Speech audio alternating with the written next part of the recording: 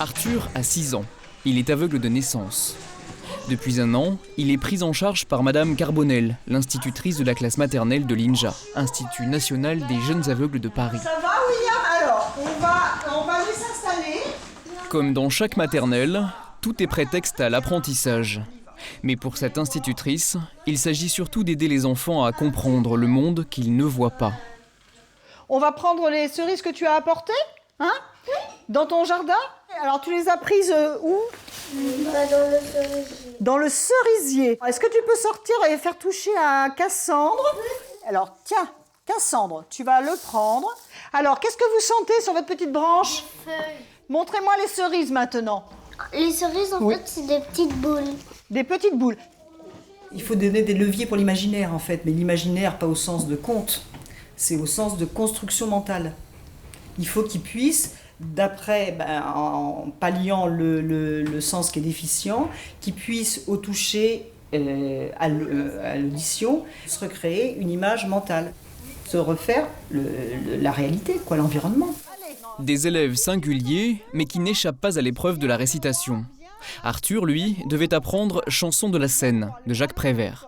T'appuies pas trop, reste debout. Reste bien debout. Ne touche pas à l'horloge. Chut.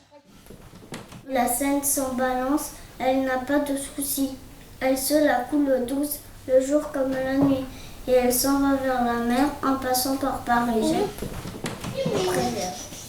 Très très bien, mais il y a eu juste une petite faute à la fin. Est-ce que tu peux redire la fin? Et s'en va vers le Havre. Et s'en va vers le Havre et s'en va vers la mer en passant comme un rêve au milieu du mystère des mystères de Paris. Ah là, c'est très bien. Voilà. L'heure s'achève. Les enfants quittent la classe, accompagnés par les éducateurs psychomotriciens, Emmanuel et Karine. Attention, 1, 2, 3, on y va tout doucement. Tout doucement. Hein. Ça arrive. Hop là. À cet âge, il est indispensable de développer la perception corporelle. Grâce à des exercices ludiques, les éducateurs les aident à se réapproprier leur corps, à découvrir de nouvelles sensations. Ils les stimulent pour qu'ils gagnent en confiance et enrichissent leur appréhension du monde extérieur. On a pas mal travaillé le repérage sur son corps à soi et de se repérer où est-ce qu'on attrape le corps de l'autre parce que c'est pas évident. Donc c'est l'occasion de revoir ça et puis qu'ils aient confiance les uns en les autres. Enfin, on travaille là-dessus aussi. C'est bien, tu t'es bien repéré là, t'as trouvé tout de suite où est la jambe. Voilà. 3. On y va. Wow.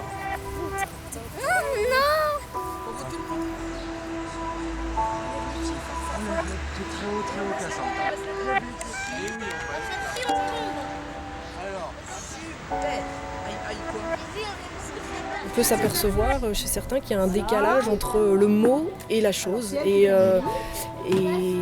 voilà, et là il faut être très vigilant parce qu'il y en a qui peuvent, dans ce groupe par exemple, il y en a qui font illusion, qui ont un super stock de vocabulaire et au niveau corporel ils sont complètement en décalage. Donc il faut être vigilant et les aider à renforcer au niveau corporel ces mots, ces expériences pour que ça devienne vraiment concret et qu'ils se l'approprient.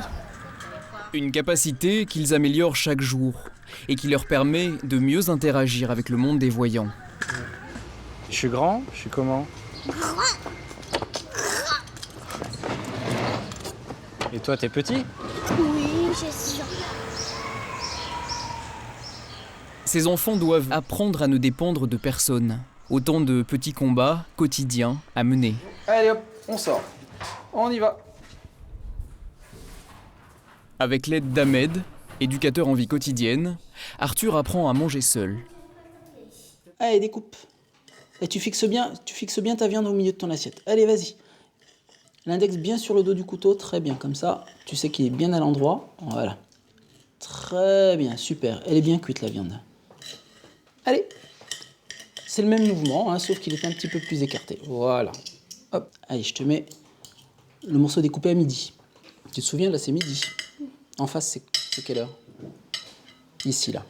Non, je me rappelle. Tu te 6 souviens? heures. Ah, très bien, super. C'est un peu froid, je trouve. Eh ben, tu peux aller au micro-ondes. Tu te souviens où est-ce qu'il est? C'est le repas-travail. Donc, c'est le travail qui concerne en fait l'autonomie au niveau de son assiette et du repas. Donc, utiliser ses couverts correctement, mettre en place des petites stratégies pour pouvoir assembler ces aliments, éviter d'en mettre un peu partout, et c'est leur permettre aussi très tôt d'avoir les bonnes habitudes. Tout en redressant ton verre, tu inclines ta bouteille. Allez hop, et tu me dis stop. Tu me dis stop. Stop. C'est bien.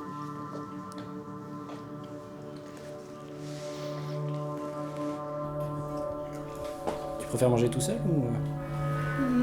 Ouais. Je suis tout seul. Tout seul, tout seul? Non, pas tout seul, sans personne, mais tout seul comme un enfant.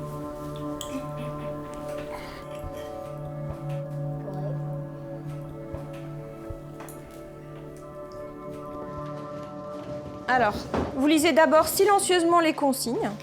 Et après, je vous explique. Je vous laisse déjà chercher tranquillement les exercices. Ces élèves, du CE2 au CM2, savent lire, écrire, compter, aussi bien que tous les élèves de leur âge. Parce que, attends, ne tire pas. Tu sais, quand une feuille bloque, faut pas tirer. Si tu forces, on va tout bloquer le système. Bah oui, tiens, déjà là, t'as tiré... Comment t'as mis la feuille en même temps? Prends-en une autre. Mais pour parvenir à apprendre et à faire les exercices, ils utilisent des Perkins. Des machines à écrire un peu particulières car elles écrivent en braille. Chaque lettre de l'alphabet correspond ici à un ensemble de petits points en relief. Le toucher devient alors le moyen de lire le texte que l'on vient d'écrire. Tu peux mettre ta lumière, hein, parce que c'est pas mal. Les élèves ont des déficiences visuelles diverses. Il faut donc adapter l'enseignement aux capacités de chacun. Certains peuvent lire en noir et blanc, des lettres très agrandies, mais la plupart ne lisent que le braille. C'est deux travaux complètement différents de travailler avec des élèves en braille et des élèves en noir. Parce qu'il y a tout un travail de repérage dans les livres en braille à apprendre, donc surtout quand ils sont jeunes.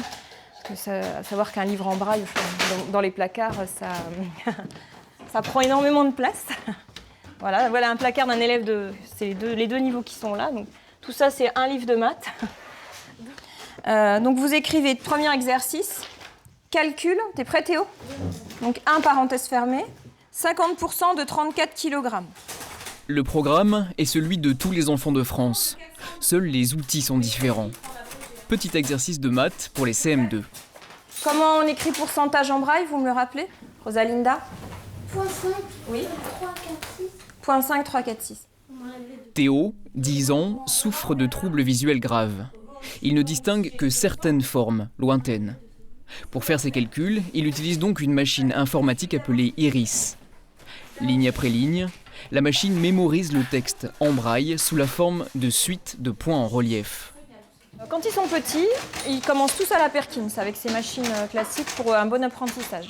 Et de toute façon, plus tard, qu'ils soient à l'INJA ou qu'ils soient intégrés au collège, ils auront des iris plus tard. Après, l'établissement ne peut pas fournir des iris à tout le monde parce que c'est du matériel très coûteux. Hamza, 10 ans, se sert d'une Perkins pour pallier sa faible vue et d'une sorte de boulier pour les opérations, le cube à rythme.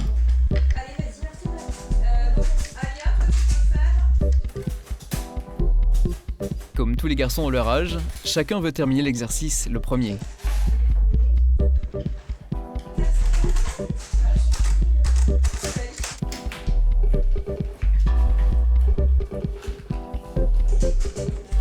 Théo, 17 kg. est-ce que vous êtes d'accord les autres? L'objectif de l'INJA est de permettre aux élèves d'intégrer un cursus classique et d'obtenir leur bac. Grâce à sa maîtrise de l'iris, Théo, par exemple, va pouvoir entrer en 6e dans un collège ordinaire. Voilà, donc là, on a donc les exercices de Théo en noir. Voilà, tout ce qu'il a fait sur les pourcentages qui sont lisibles par le professeur voyant. L'Institut, créé il y a plus de 200 ans, obtient en moyenne 75% de réussite au bac. De beaux résultats fondés sur une idée simple, donner à l'élève les moyens de compenser son handicap.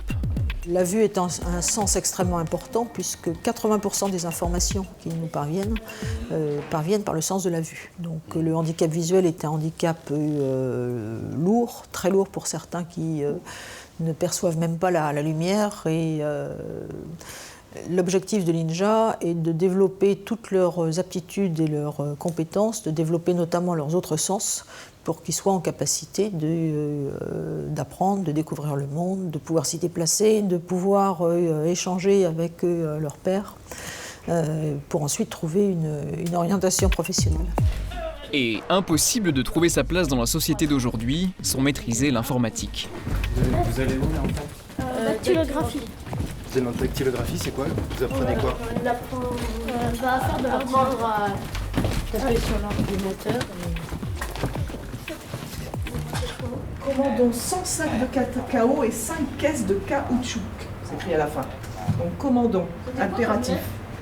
Madame, je marque. Non, alors efface tes 4 lettres encore. Pourquoi vous n'avez pas mis accord? Et tu dois amener ton curseur en fin de... Voilà, et maintenant tu commences. Grâce à de grandes lettres en blanc sur fond noir et un logiciel vocal, Théo et Hamza pourront, comme tout étudiant, naviguer sur Internet.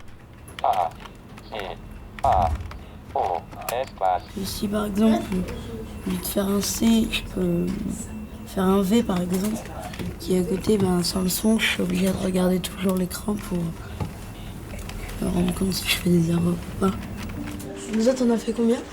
Moi, j'en ai fait 4.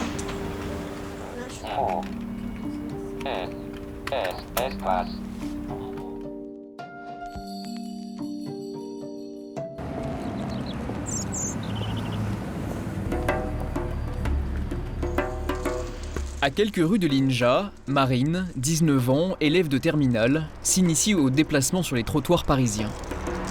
Ne te colle pas au mur, Marine. Écoute les voitures. Très bien. Impeccable. Avec Maryse, son éducatrice de locomotion, elle apprend à s'orienter. Un exercice difficile, périlleux même, qui réclame beaucoup d'attention. Isoler les sons pour anticiper le danger ne s'acquiert pas si facilement. Si j'entends rien à gauche, je peux traverser. Ah ouais. Et là, tu vas pas avoir un masquage auditif avec le bruit qui est à droite, par exemple. Ouais. C'est bon, je peux y aller. T'es sûr d'entendre un vélo, d'entendre une voiture qui fait pas beaucoup de bruit avec le bruit qui est autour? Marine est encore débutante. Pas question de la lâcher dans la nature tant qu'elle n'a pas compris les dangers de la circulation. Il peut y avoir un risque sur des grandes traversées. On peut dévier de son axe de traversée.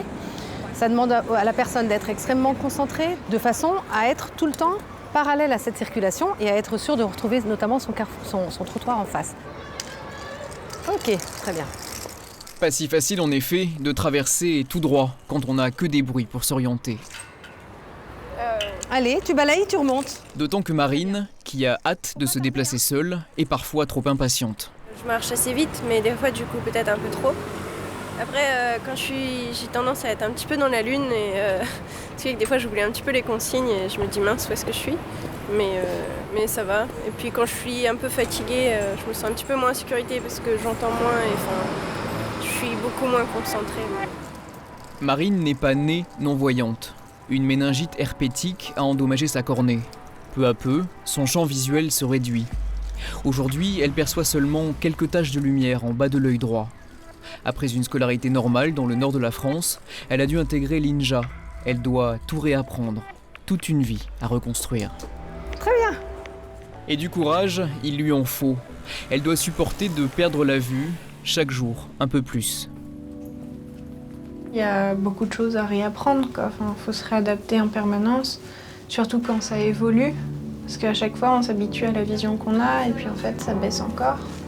À chaque fois, on se dit, ça va s'arrêter là, ça va s'arrêter là. Puis non, en fait, ça va assez vite. Et chaque fois, j'espère que ça va se stopper. Mais je sais pas si on l'accepte vraiment. On vit avec, quoi. On n'accepte jamais vraiment quand même. C'est quand même...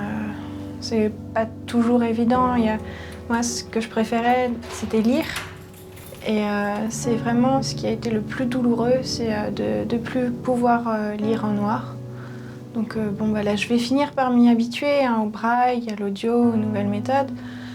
Mais je pense qu'il faut un petit peu de temps.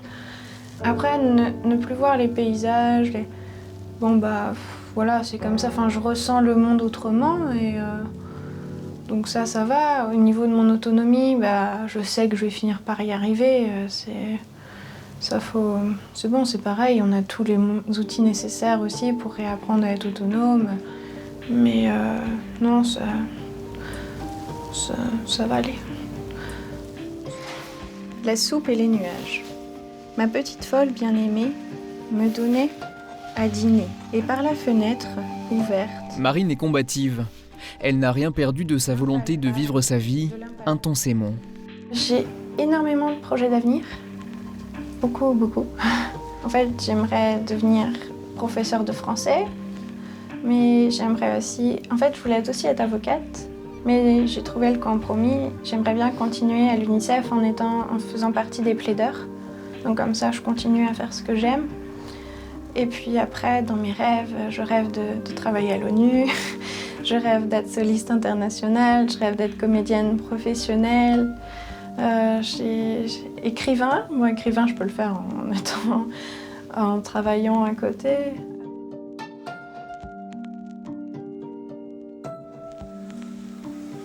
Bouchra, ancienne élève de l'INJA, est maintenant professeur dans la classe d'accord-facture de l'Institut. Tu vas ramener vers toi le panneau. D'accord? Ensuite, avec beaucoup de fermeté, tu vas soulever. Voilà, Maxime, super. Non, attention. Oh là. Là, c'est vrai Mets-le à la qu'il faut faire verticale gaffe parce que... et hop. Dans cette section, des élèves comme Maxime apprennent à réparer et accorder des pianos. Bouchra, qui a elle-même exercé ce métier, connaît les difficultés à surmonter pour un non-voyant. Donc il est important de rester vraiment près du piano, ne pas trop s'éloigner, ni à droite, ni à... Enfin, vraiment rester collé au piano pour ne pas aller faire de bêtises chez le client. Moi, j'essaie toujours de les mettre en situation de clientèle, même si on est ici. Cette formation reconnue existe depuis 1820. Et comme tout métier manuel, le savoir-faire se transmet de génération en génération. C'est comme ça qu'on m'a transmis. Et le fait qu'on soit aussi handicapé visuel, on transmet absolument tout. Et mon adolescence, et mon expérience de métier, et tout. Parce que je me dis, si ça peut mettre des personnes à l'abri de tout ça, parce que ça n'a pas été facile. Hein, donc il faut se battre, il faut se battre, il faut se battre. Après sa journée de travail, Bouchra quitte l'INJA pour aller chercher elle-même ses enfants à l'école. Moi, j'ai mes enfants et je veux les voir. Je ne veux pas les confier à quelqu'un qui les ramène le matin et qui les amène le soir. Non, ça ne m'intéresse pas. C'est le partage plutôt, le partage du temps. Ça me demande énormément d'énergie, mais la volonté et l'amour de venir les chercher l'emporte. Bonsoir mes loulous. Regardez. Ça va? T'as passé une bonne journée? Oui. Ah. Regarde, là j'ai un autre. Ouais, ça y est, je t'ai acheté des médicaments. Bouchra élève seule ses deux enfants. Alors, on va prendre le bus? D'accord. Yanish, 9 ans, et Nissa, 5 ans. Petit coquin. T'as fait des bêtises aujourd'hui? Non. Non? On arrive dans 9 minutes. 9 minutes. Alors, vous allez fermer les yeux. Oui. D'accord? Oui. Et on va écouter si le bus arrive. Mais on ne regarde pas dans le sens du bus. D'accord? On ne regarde pas, parce que ça veut dire tricher. On ferme les yeux et celui qui l'entend le premier, il dit « Il arrive !» Je peux jouer avec vous ou pas? Oui. Je joue avec vous? Bien sûr. J'écoute. Je vais fermer les yeux, maman. Allez, je ferme les yeux.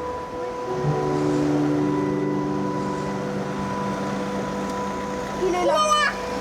Ouais. Là, c'est tous les deux. Comment garder une légèreté vis-à-vis de ses enfants? Comment préserver l'insouciance de leur âge? Toute la difficulté pour cette mère est de ne pas faire peser sur eux son handicap, sans pour autant le nier. Je crois que même toute personne voyante, si un enfant est là, disponible à proposer de l'aide, je crois qu'on ne refuse pas. Donc moi pareil, pourquoi je vais mettre entre lui et moi l'obstacle du handicap en me disant oui, Je veux pas dépendre de lui, je veux rester autonome, Non, il suffit de mettre juste Léo là avec mes enfants et leur dire quand même c'est moi la mère, qu'il faut pas qu'ils mélangent tout. Bon, il y a des choses que je leur donne pas à faire, par exemple, je lui donne pas à faire le tri de mon courrier. 1, 2...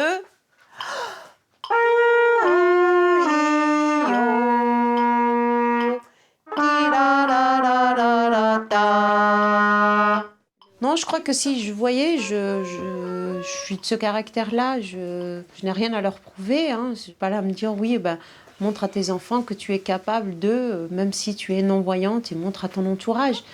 Non, je crois que j'ai des enfants et puis j'ai envie de les accompagner et j'ai envie de prendre du plaisir avec eux à faire les devoirs. Il est vrai que, bon, des fois, je perds patience, mais bon, ils savent que de toute façon, on n'est pas parfait. Vous rigolez? Vous n'avez pas le droit. À table. J'ai de la chance, c'est que mes enfants, c'est des enfants très faciles. Je leur fais énormément confiance et ça marche. Mais ils savent que de toute façon, ils ne peuvent pas me bluffer parce que j'entends tout. Je leur dis, vous savez, j'ai des yeux dans mes oreilles. Il y a aussi des yeux au bout des doigts quand elle touche, elle voit. Je l'aime comme ça, ma vie, avec mes enfants et avec mon entourage. Et un jour, si je devais voir, j'ai trop peur. J'ai trop peur. Déjà, il faut que je reconstruise ma vie. Ne serait-ce que la lecture, l'écriture et tout ça. Et donc, comme je sais pas du tout ce que c'est que voir, non, je tenterai quand même pas le diable. Je suis trop bien comme ça.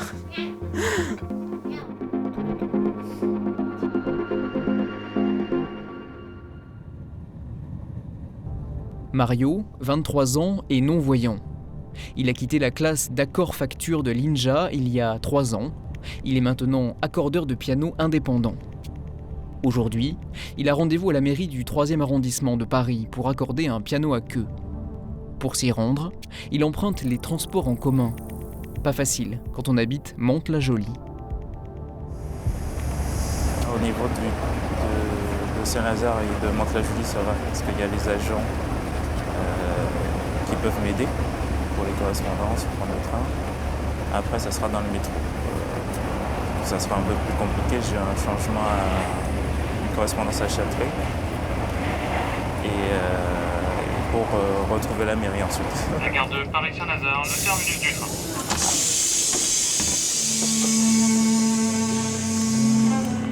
Même si Mario a repéré le parcours chez lui et l'a appris par cœur, il préfère solliciter l'aide des agents de transport en commun. Prévenu par téléphone, il l'accompagne dans les couloirs de la gare Saint-Lazare. Je suis là. Ok. Attention, on va aller à droite. D'accord, je suis. J'ai l'habitude avec ma tante. Ah bon, votre tante elle est non-voyante? Oui. Sans aide, les déplacements peuvent devenir de véritables épreuves. Pour ne pas se perdre dans les couloirs, la concentration doit être totale. Au milieu des bruits, de la foule, ce soutien est aussi un gain de temps.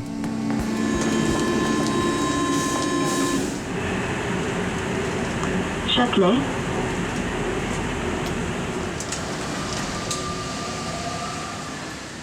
Mario n'hésite pas. Il passe de bras en bras tout au long de son trajet.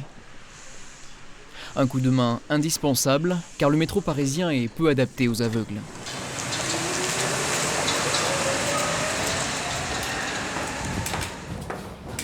Il faut maintenant trouver la sortie et prendre la bonne direction. Mais Mario, qui a déjà emprunté ces rues, a une grande mémoire spatiale.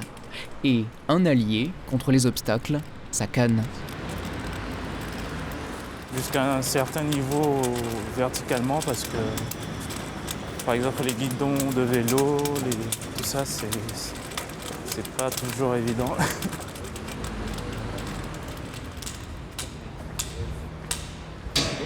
Bonjour, c'est la mairie ici? Oui. On va enlever le pupitre. On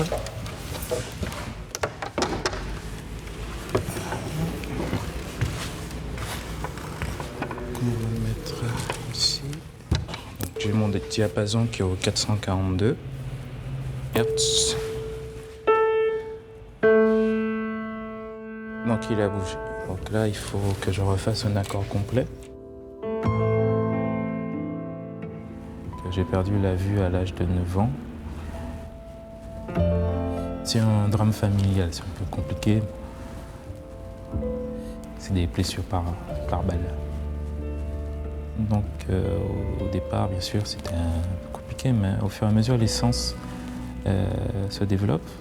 Donc on a l'ouïe, bien sûr, qui se développe, on a l'odorat, on a le toucher. C'est un métier qui me permet de montrer que je suis certes handicapé, mais que je peux arriver à vivre comme quelqu'un de tout à fait normal.